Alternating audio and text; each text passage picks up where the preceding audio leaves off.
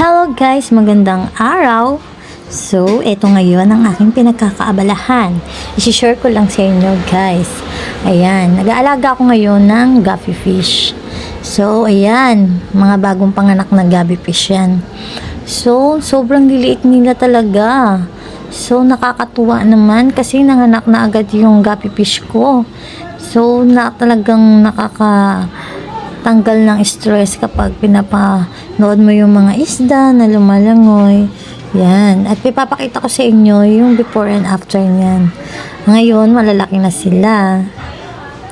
Hindi ko lang kasi na-videohan noong kung ilang weeks or bago sila nagkaroon ng kulay. Kasi, alam niyo na, busy ang inyong Mama Mary. Kaya, ganun lang ang aking nakuhang video para i-share lang sa inyo guys.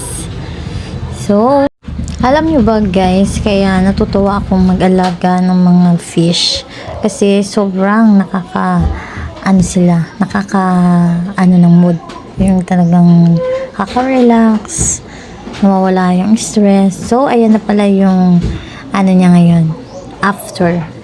Ayan, mga may kulay na sila, ang liliksi, nakakatuwa silang pagmasdan. Lalo ngayon kasi may mga kulay na sila kaya sobrang nakaka-enjoy sila ngayon panoorin. Ayan, talagang kapag ako tumitingin dyan sa aking mga isda, talaga ako'y natutuwa at nare-relax ang aking isip at mata. Ayan, sobrang natutuwa talaga ako, nag-i-enjoy manood sa kanila. Ewan ko ba, basta ganun ang aking nafe-feel. Kaya thank you for watching guys and God bless us all. And don't forget to subscribe my channel and share. Thank you for watching. God bless. Bye.